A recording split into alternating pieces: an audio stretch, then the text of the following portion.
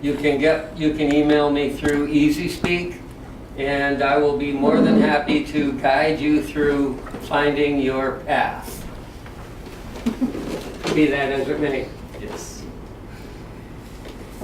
Also, we are still nominating positions.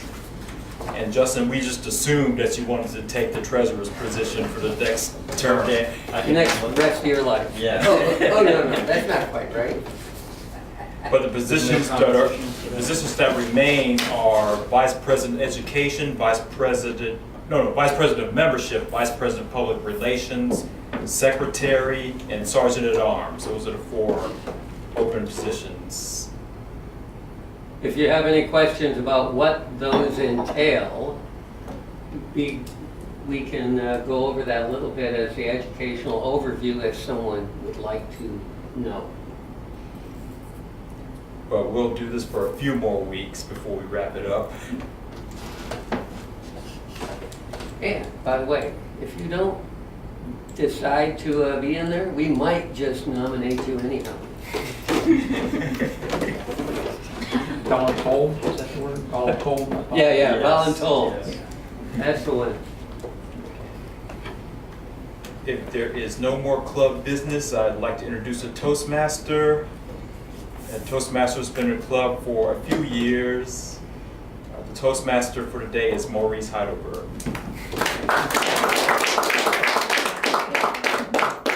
Good evening, everyone. Let's review the agenda.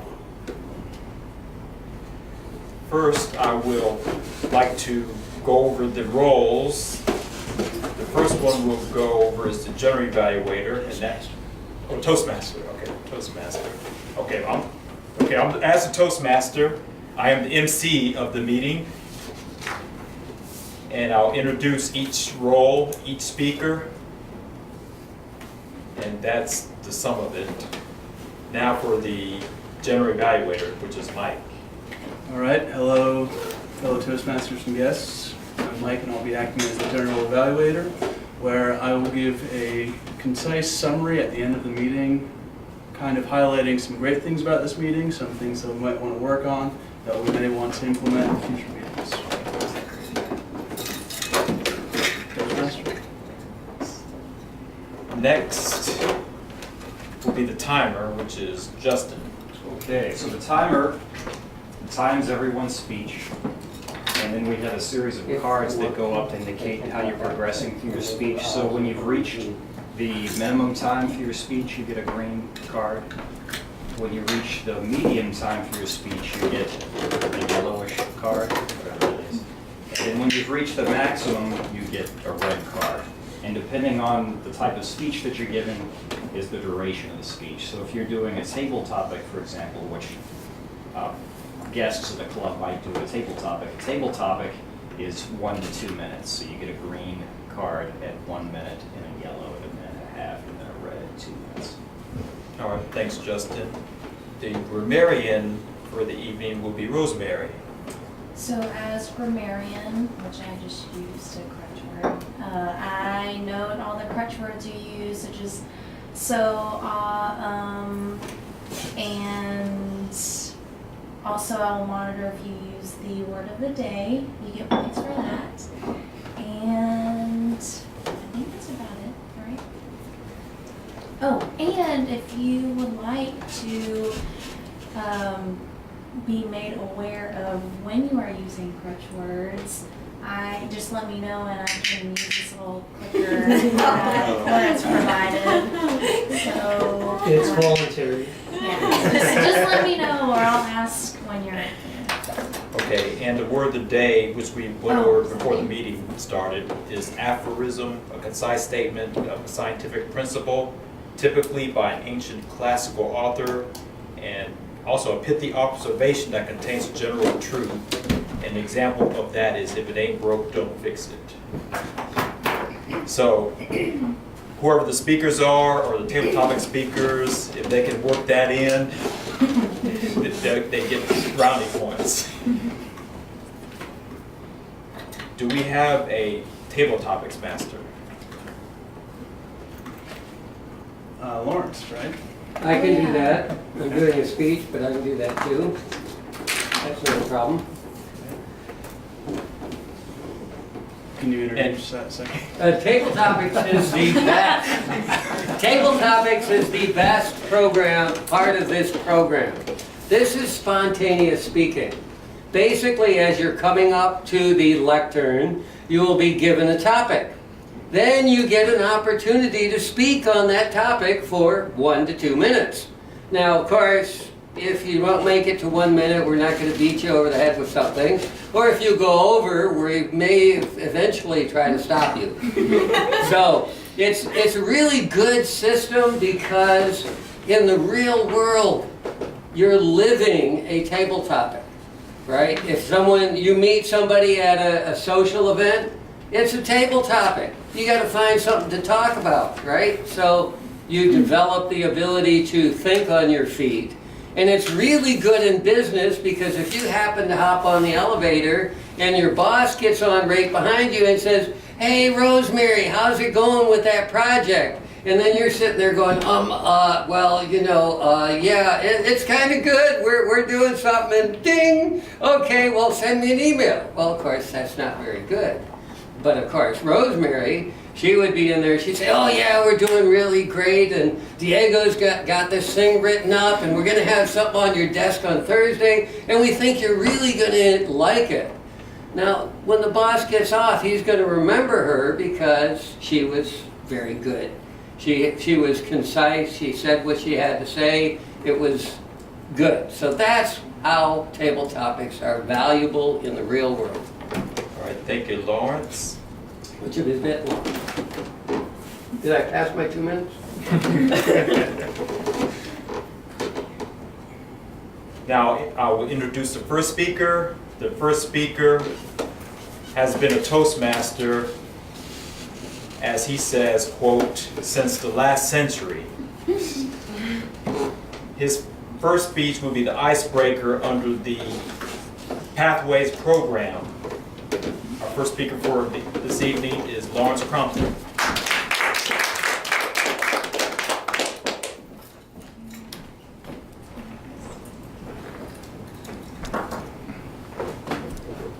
Who are you? This is a really important question. Have you ever thought about who are you? But a really more important question is why are you? Have you really ever thought about that? I have. I have thought many, many times about why are you doing those crazy things? My fellow Toastmasters, I really want you to understand that why is much more important than who when it comes to who am I or who are you. So when I look at my life and I look back to try to find out who I am, and I start thinking about why I am, and there are certain things that I'll notice.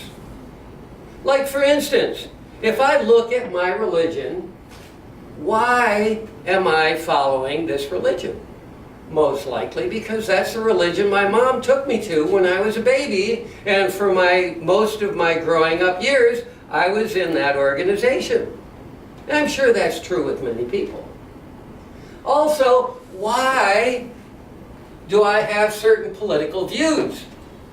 Well, that may be because my parents had certain political views.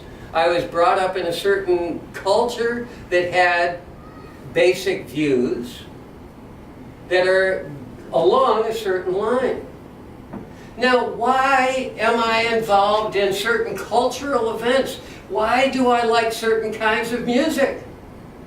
More than likely, it's because my friends, as I was growing up, were involved in those cultural events, were involved in that kind of music, whether just listening or playing or just being there.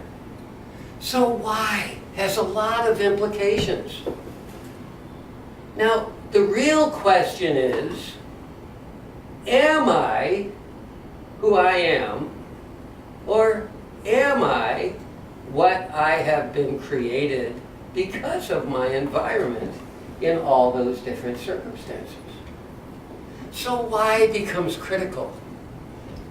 When I sit down sometimes, and in the past few years, I have started in my older days to really look back and say, why do I believe these things, and whether I should really believe these things. Now, one of the interesting things that I've found out, especially recently, in the last, say, 10, 15 years, is why is there such a division in society? And part of the reason that there is such a division in society is because we all want to relate to who we are, but we don't know who we are. We're basing it on what somebody else says, right? I could be considered as a straight white male, but is that what I really am? I'm just a human. That's what I am. I'm part of the cosmic world, the cosmic humankind, a citizen of the cosmos. That's what I am. Does it matter what my physical appearance is? It doesn't. I am part of everything around me. And so that portion of my past has to change. My religion, I now picture myself, more or less, as an omnist. And you've probably never heard of that. But it actually is a type of thought that has been around since the middle of the 1800s. And it is an idea that every religion, every line of philosophy and thinking on the planet has the same basic core, and so all of them have certain value. So there's a lot of things when we start looking at why, where we can change our lives. So, my fellow Toastmasters, honored guests, I implore you, take a look at your life and ask, why do I believe whatever it is I believe? And do I want to believe that? And why can't I change? Mr. Toastmaster. Thank you, dear Lawrence. Our next speaker for this evening has been a Toastmaster for a few months, and he's making great progress as he's on his 5th speech.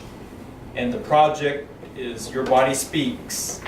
And the second speaker for this evening is Diego.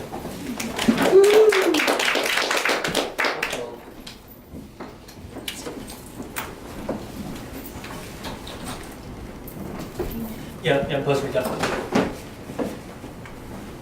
my fellow Toastmasters and my many esteemed guests. I feel very fortunate that I have the opportunity to work on environmental quality issues in the state of Alabama and protect the quality of Mobile Bay, which is something that we all enjoy. I'm assigned to do all sorts of tasks and projects, but not all the projects that I do I equally enjoy. And one particular project that I really hate with every fiber of my being is something called URTA, which stands for Urban Rapid Trash Assessment.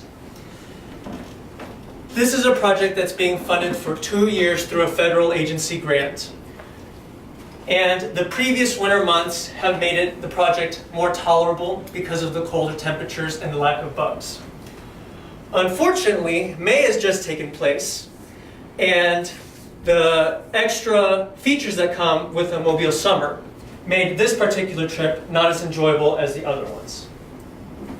So with this Urban Rapid Trash Assessment, I'm tasked with visiting 2 sites. And the first site is more isolated from downtown Mobile. It requires a kayak to reach. After we unload the kayak, we're greeted by the intense solar radiation that we all enjoy in the summer periods of Mobile. And once we make it to the first more isolated site, we are also welcomed by a deluge of mosquitoes and bugs and all sorts of nasty, creepy crawlies. So it's going to take a lot of bug spray in order to keep all those pests off our bodies. Unfortunately though, the bug spray isn't as effective as I wish it was, because pretty soon I have a column of ants running up my back, and it takes my coworker to be able to get them all off.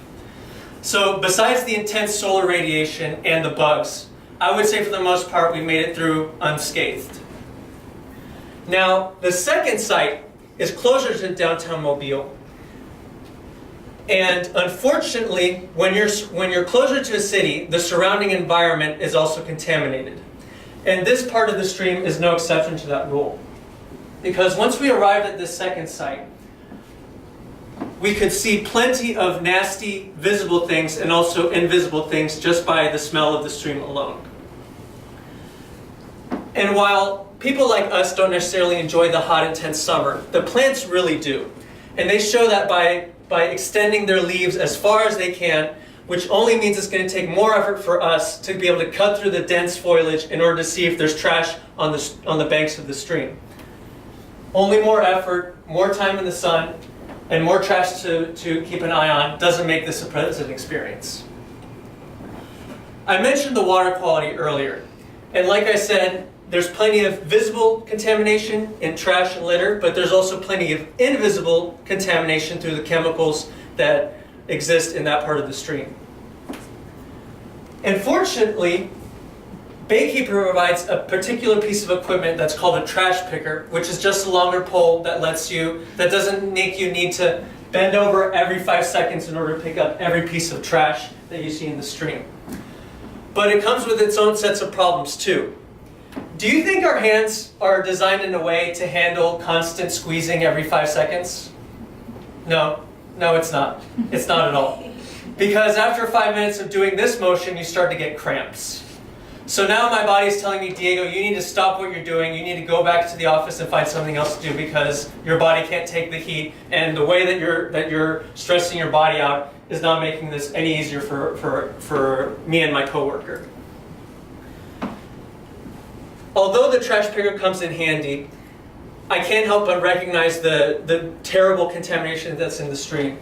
And in the back of my mind, I think, can you imagine how unlucky I would have to be in order to come in contact with that water? Well, the final punch in the gut that this project gives me and my coworker is right after we're done with the project. So we've finally been able to assess fully the trash volumes. We've finally been able to collect everything in the trash bag, and we're ready to head back to the car. And I and my coworker are gingerly stepping through the mud, trying to keep an eye out for stable patches of mud. And just as my luck would have it, I sink into a very unstable patch of mud, and now my foot-tall wading boots are filled with this crappy water.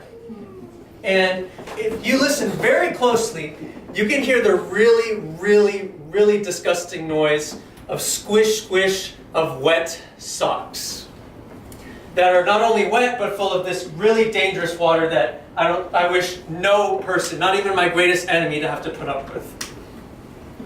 So besides the water contamination, the bugs, the intense heat, all the extra trash, the hand cramps, we are able to successfully make it back to the car in as best of one piece as one can be.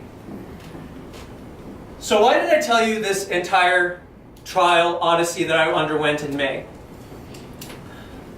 It's a heartfelt plea from me to everyone in this room and in the state of Alabama that the next time you're in downtown Mobile, and any time in the future that you're in downtown Mobile, please don't litter.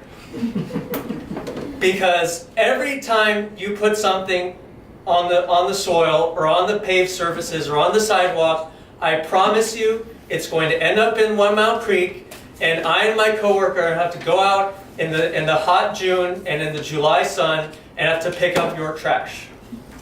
So if you do your part by not contaminating downtown Mobile when you're enjoying the art walk, or when you're enjoying Alchemy Tavern, or when you're getting some food at Roosters, I and Baykeeper will send you a personal thank you note for doing your part to keep Mobile Bay clean and to keep my and my coworkers' stress levels at a manageable level. Mr. Toastmaster.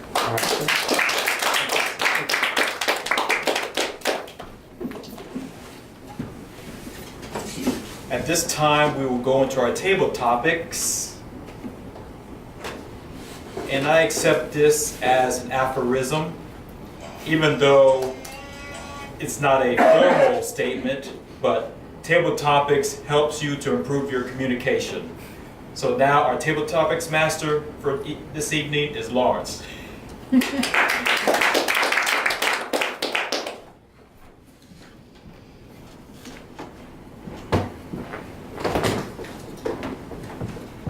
Good evening. This evening, I'm going to oversee the actual table topics. And the basic idea of table topics, or I should say the topic for tonight's table topic, is going to be an aphorism. It is summertime when the living is easy. So, who wants to volunteer to be our first topic of the evening? I'll do it. Ah, good.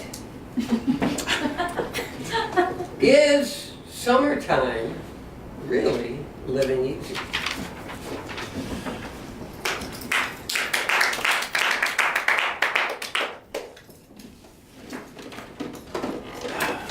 Hello, fellow Toastmasters and guests. It's wonderful to be here on this wonderful sunny day.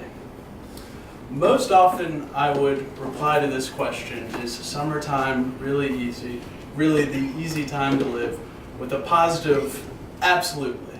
We finally have the great, well, I think the great weather that we've been waiting for all year. Yes, it is a little humid out, but the sun is always shining and we do get the daily torrential downpour of Mobile. But hey, that usually only lasts about an hour or two, and then we can enjoy some great sunshine, some great vegetation, all of what Mobile has to offer. However, I just played golf yesterday, and I'm not feeling very confident in my game.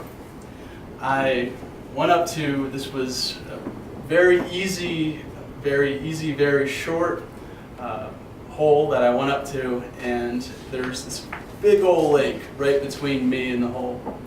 And I think I lost 6 or 7 balls on that hole. And I was standing right next to 2 of my very good friends who just couldn't help but crack themselves up while I was just flailing. And I wish I had an aphorism or two to pick my spirits up and go back out on the golf course, but I think I might just need to take a break for a second. Mr. Table Talks.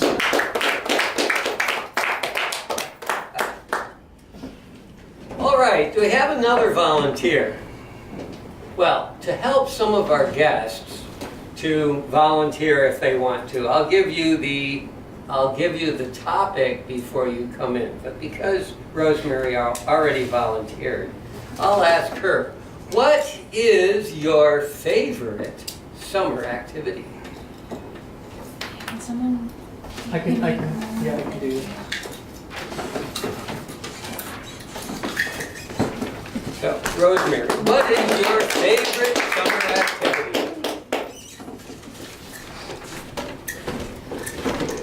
Fellow Toastmasters and guests, my favorite summer activity, it's hard to narrow it down to just one activity. I absolutely love the outdoors. Love being amongst the trees, being in the forest. I love camping, anything in the water. Just this past weekend, spent a lot of time in the ocean just wading in the water. And it was peaceful. It was fun because there was a red flag out, so you got some waves, you know. And I think I would say definitely anything to do with the water. I love just being at the ocean. I love kayaking down a river or floating down a river. Lakes I'm not so fond of. I guess in my heart that salt water, I'm drawn to that. And I love camping. Just anything that I can be out in nature and kind of be at peace and be amongst the trees.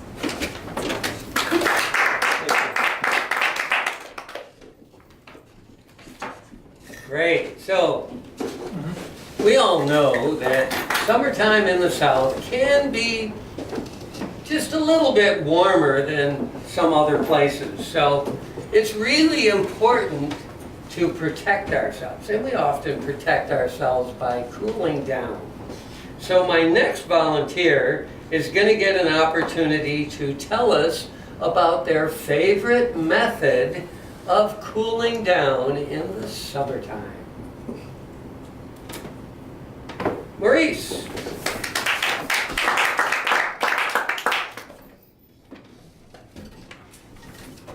Topic master, fellow Toastmasters, honored guest. What is my favorite method of cooling? Before I get into my favorite method of cooling, I'll just give you a short history of my tolerance to weather. Growing up, I grew up in the Northeast, so I was real tolerant to the cold. And then when I was in high school, I moved to the South, and then I lost my tolerance for the cold. But I was still able to handle the heat decently.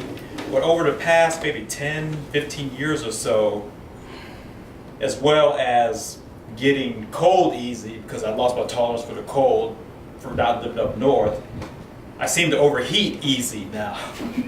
Especially this weekend when I mowed the grass. I can't mow all the grass, all of my grass, without overheating. So I try to do half, a quarter to half, and then go in the house and cool down. But I stayed out a little too long this weekend because I felt the headache, and my method of cooling is just drink a lot of water and then take a moderate to cold, a moderately cool to cold shower, especially on my head. And that seems to help some of the time, but I guess that didn't work. That didn't kick in on time because I did get the headache from overheating. So taking a cool to cold shower is one of my methods of cooling down, Mr. Topic Master. I think we have time for one more. If anyone would like to tell us about your favorite summertime food. No? Going once? Okay. Diego, we'll let you say it again. What is your favorite summertime food? I mean, it's pretty obvious that my favorite summertime food is actually a drink, and that would happen to be water. Really love water. And actually, if I could go, no, I'm going to change water, and I'm going to say Gatorade. Gatorade is better than water, because after I drink a nice glass of cold Gatorade from the powder, I feel like I can do anything. I can go do an urban rapid trash assessment, I can go protect Mobile Bay, I can go enjoy the beach, but I just need to be hydrated at all times if I'm going to do that kind of thing. Otherwise, then I'm going to go back and just do my favorite cool down activity, which is, of course, hanging out in Carpe Diem with a bunch of great company and read a book or something like that. So I don't necessarily have a favorite food, just as long as it's cold, so that we can cancel out the really intense solar radiation that we enjoy in the Mobile summertime, I would have to say. And I'm gonna end it that way. Thanks, guys. Thanks for So, once again, let us go out and enjoy living easy in the summertime. Mr. Toastmaster.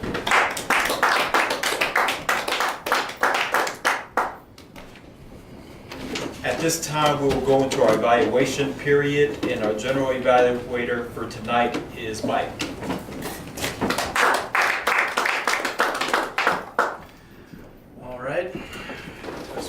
and guests, I'm back up here.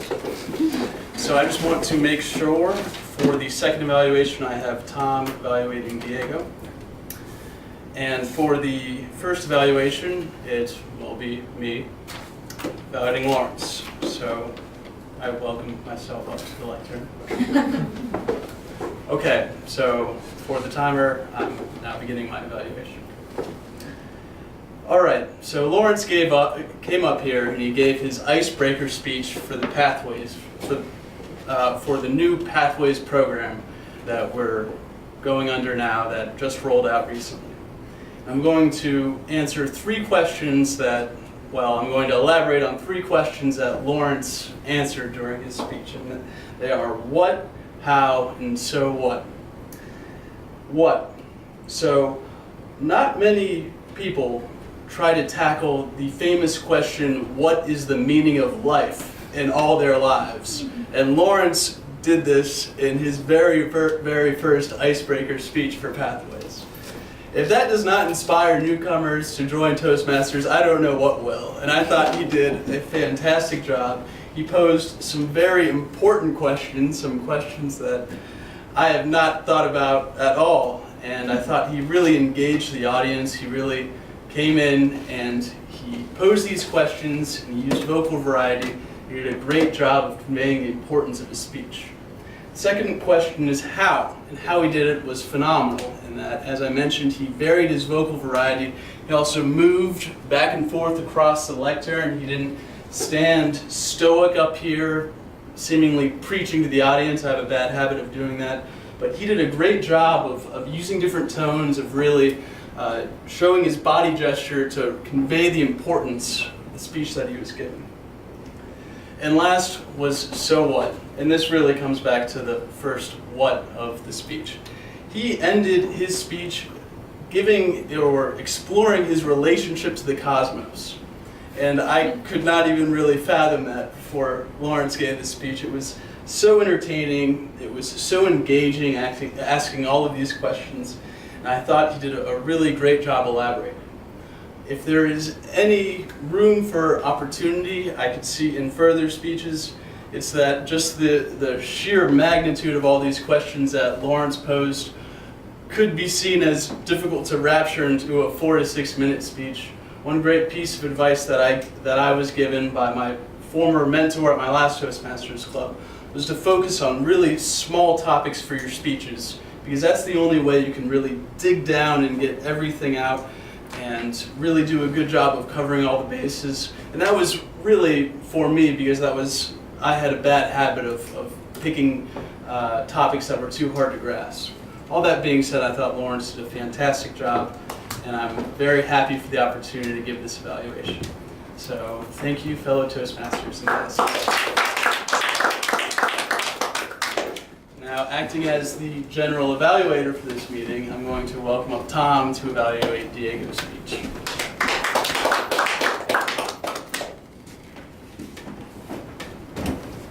Mr. General Evaluator, Mr. Toastmaster, fellow Toastmasters and guests. Each speech is given out of a manual, and Diego's using the Competent Communicator Manual, and there is a criteria that we use for judging. I will leave that for you to read later. I want to concentrate on three things. And this is something that you can use anytime you evaluate anybody, and that's the 3 Ps: presence, presentation, and projection. Presence is how well you carry yourself at the lectern. Presentation is how well you give the topic, and then obviously projection is how loud you are. Can everybody hear you? And obviously everybody can hear you. That was great. You obviously know your material extremely well. That's your job, and that comes across very well. I want to work on the first part, the presence itself. It says the message you see should be the same one you hear. And with the speech that you gave, you obviously did. A couple things that I did pick up on, it seemed almost like sometimes you're moving back and forth with a nervous pace more than anything else. And while you maintained very good eye contact with everybody, there were times when you would just look off this way, or if you look off that way. I really wasn't sure whether or not that could be improved. Also, use of pauses.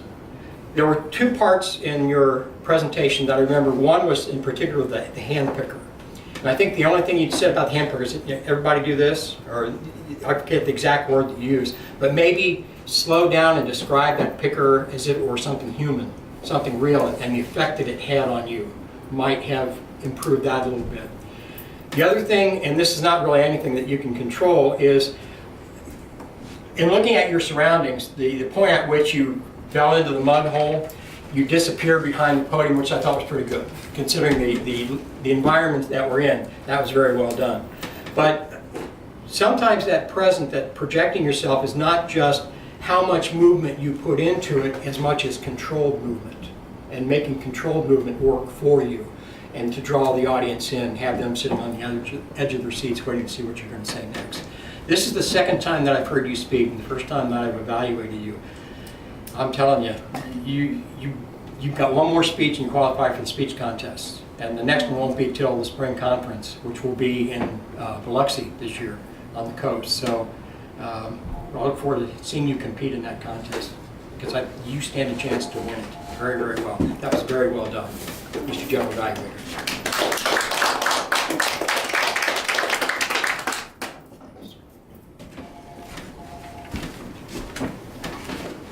Thank you, Tom. That was a fantastic evaluation, and now I'm back up here.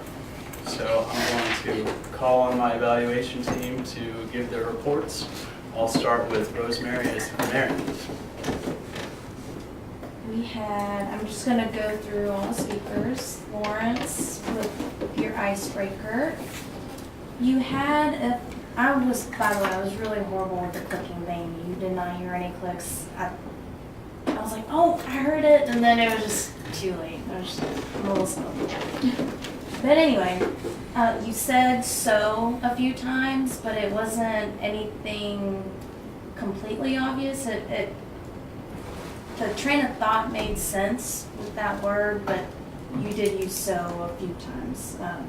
In your table topics and your speech, I have a total of 5, so it's, and then like once. And what? And like once in your icebreaker. Okay.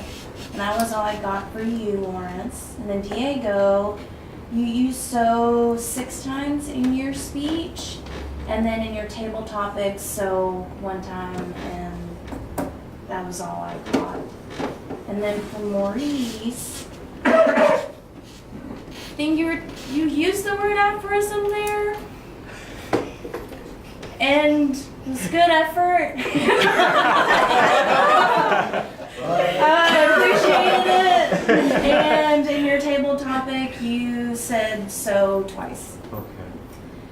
Mike, you in your table topic said twice. Oh, not your table. In your general evaluation, you used the word twice, and you actually used the word of the day. Yay! Congrats.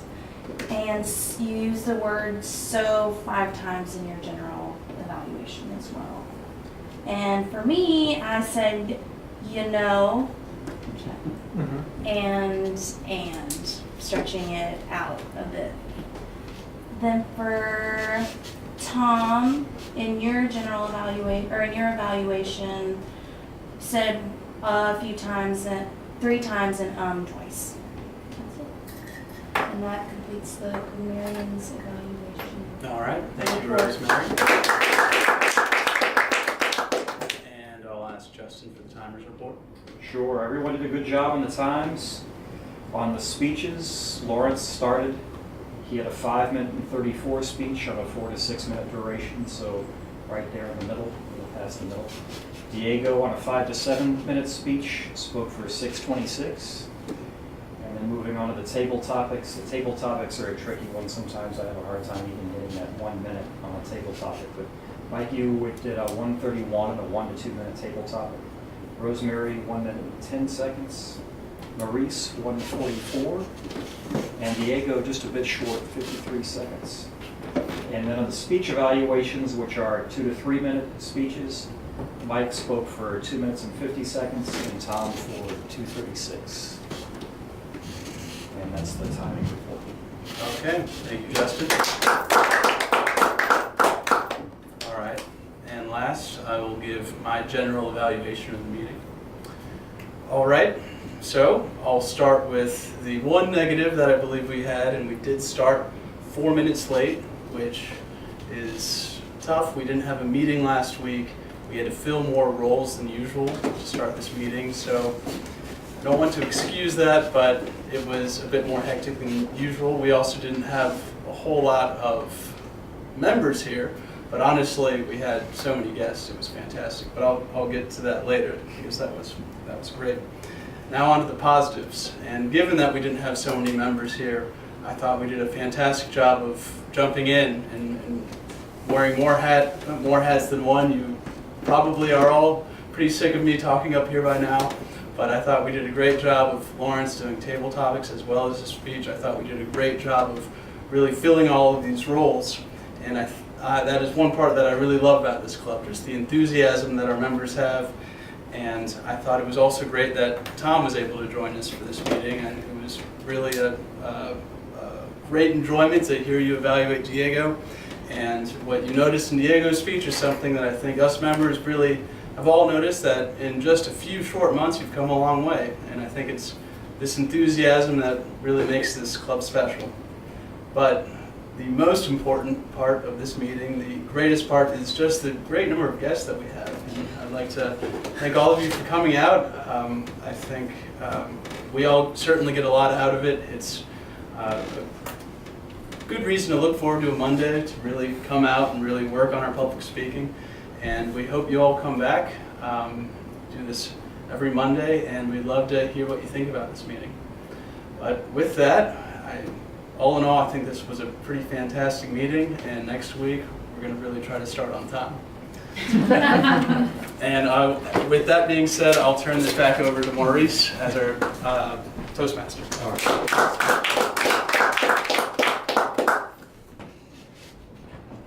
Do we have an educational overview for tonight?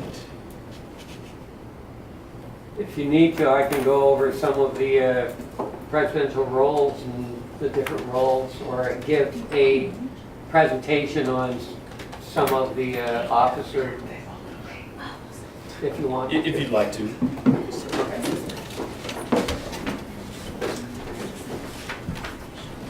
Good evening again. As you all know, we are getting ready to go into elections for the new Toastmasters year.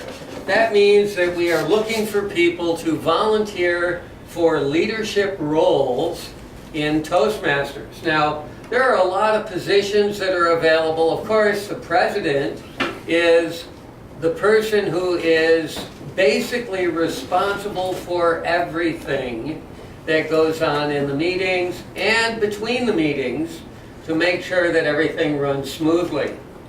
Now, he is supposed to get a lot of help from other members of the leadership team, like your vice presidents. We have a vice president of education who is the person who is responsible to help everyone in the club to reach their educational goals.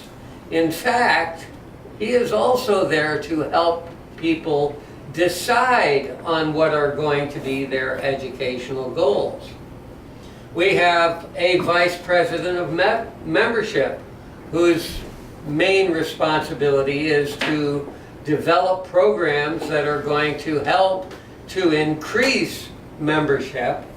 And if tonight's meeting is an indication of anything, I think that Diego would make a good vice president of membership, seeing as he has increased this meeting's membership by over 100%. So that is the main vice president positions. You also, of course, have a treasurer who's supposed to take care of all the financial responsibilities of the club. You have a secretary who is supposed to keep records of the club. And this is one of the older clubs on the Gulf Coast, or in Alabama. It's not the oldest, but it is one of the oldest. We've been around for many, many years and got an award for that from Toastmasters last year. Last year? Yeah, last year. Also, you have the Sergeant at Arms. The Sergeant at Arms is a very important position. It's the most important position that nobody sees. That's the person who comes in before the meeting starts, makes sure everything is ready for the meeting to begin, so that when people come in, they're not scurrying around trying to figure out where to sit, and make sure that the presence of the club is there for everyone to have a wonderful experience during the meeting. Also, at the end of the meeting, they take everything down, make sure everything is secured where it's supposed to be, and that way it's ready for the next meeting. So those are the main roles that we want to fill for next year. Now, unfortunately, in this club, we most often have our secretary and our treasurer as the same person, because we've had fairly small membership for a few years. But ideally, those are two separate positions, and a lot of our records have disappeared. So that's actually a fairly easy position to be in. Keep notes on the meeting, and there are forms that you can fill out to do that, and those are always being updated by Toastmasters International. Does anybody have questions about any of the positions that have been mentioned? Can I add something? Yes, you can. Please do. I think everybody comes into Toastmasters with the idea of developing their speaking skills. But one of the side benefits is the leadership skills that you develop, because you keep in filling these positions and working through the programs, the pathways. You get organizational skills, you get planning skills. Division F Director Ashley Rencher is an HR manager for Regents Bank up in Birmingham, Alabama. And she sent me a copy of a study that was done by Kent State University of a survey of 6 major corporations in this country and what their HR managers look for in skills, top 10 skills. And Toastmasters fills 8 of those 10 skills. So it's not just the speaking, but it's organization. You'll find that every meeting will not go according to plan. How do you recover from that? How do you back that up? What do you do in case the main speaker doesn't show up? Or something will go wrong. It's just, that's an aphorism maybe, whatever goes wrong will go wrong. Of course it doesn't count now. But the idea is you learn how to recover. This is my second go-around in Toastmasters. My first go-around was before probably your parents were born. It was back when Ronald Reagan was first elected president. So that was 1980. But after 18 months, I got a promotion and a transfer to open an office in the warehouse for the company that I worked for. Got away from Toastmasters, got back in about 4 years ago, and right now I'm running the quarterly training sessions for regional meetings for the company, like Vantage, that I work with. So I'm in charge of that now because of the skills that I've developed through this. So there's a lot more to it than just the speaking skills. There's a lot to be learned from filling these roles that the club needs, but it also teaches you how to run an organization and what the key pieces of that organization are. So I strongly recommend that if you're a member of the club, that you seek out these positions, because to get the Distinguished Toastmaster, you have to fill some of them. And I never even thought of being Distinguished Toastmaster, and I just now got the last piece of the puzzle in. Congratulations. And I have to work through it, but the one piece that I was missing, I got. I'm still working for trying to find my last piece. But to add to that, I will tell you that there were 2 companies that I applied for work, and they specifically mentioned Toastmasters as being one of the things that put me high on their list of possible hires, because they saw Toastmasters on my resume. They knew that I had some, there was a possibility that I had some experience that other people might not have had. So it is a valuable thing. Does anybody else have anything, or relinquish the lectern back to our Toastmaster, Marty. I'm not going to turn it over. Okay, there are no awards tonight, so I will relinquish the lectern back to the acting president. And if there's nothing else, it is 7:43 according to my phone, so we can't start on time, we'll certainly end on time. So this meeting is adjourned. Do any of the guests have any questions? What are Any the requirements for membership? requirements for membership? You got to be able to breathe.